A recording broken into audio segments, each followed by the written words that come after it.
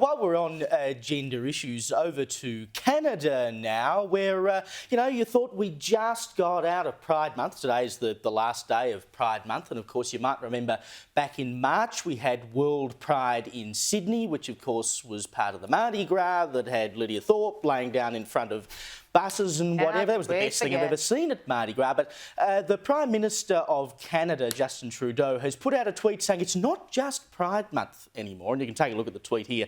It's written in French there, but I'll give you a little translation. He says it's the season of Pride. So we've moved beyond Pride Month now. You just thought we were getting over it. Oh no, there's a whole season coming. Then you move on to the US, where the Health Secretary, Rachel Levine, says it's the summer of Pride.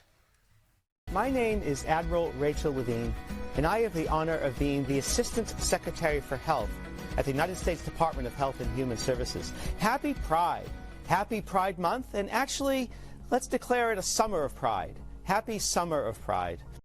Now, personally, I look forward to the summer of cricket and bring it on. That's what's going on over in the UK at the moment with the Ashes. Love it, go Australia. The summer of Pride, what are we coming to? But it's no surprise that this is happening. I mean, we've got one day a year for our war veterans and pretty much one day a year for everything else. I mean, a month is not good enough for LGBTIQ plus people. We've got to give them a whole season. It's no wonder when you look at the numbers going through the roof. I mean, let's have a look at some stats out of the US. The number of people who identify as being LGBT, for instance, I think we've got a graph there.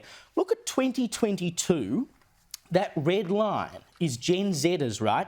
19.7%. Nearly 1 in 5 Gen Z people now say they are LGBT. No wonder we're giving them a whole season. And then you look at the number of people who believe that there are more than 2 genders. You go back just a few years, even Gen Z, it was 39%. They were in the minority. Now the majority of Gen Zers say no, there are more than 2 genders.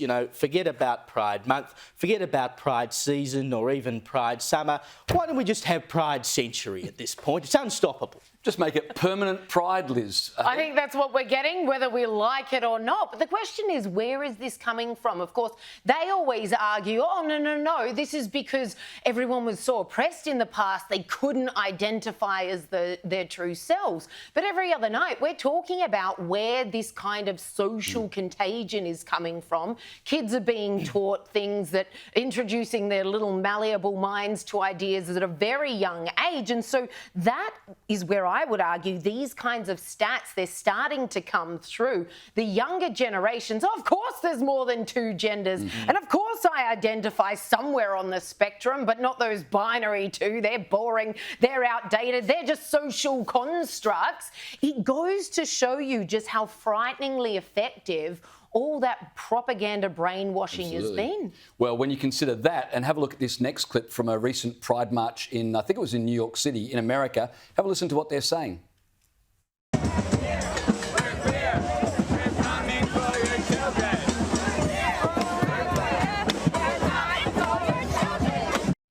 Caleb, as you said, when 1 in 5 Gen Zers identifies as LGBTQ and more than 50% believe there are more than 2 genders, when they say they're coming for your children, they're not joking. I mean, one assumes they're trying to take the piss there out of people who are saying, oh, you're coming for our children. Why would you even do that? Like, it is just inviting criticism openly and seriously. Most people are live and let live. Couldn't give 2 hoots whether you're gay or straight or whatever. Just get on with your life and let me get on with mine. We don't need a whole month every year, now a season, now a year, now an entire bloody century to talk about this.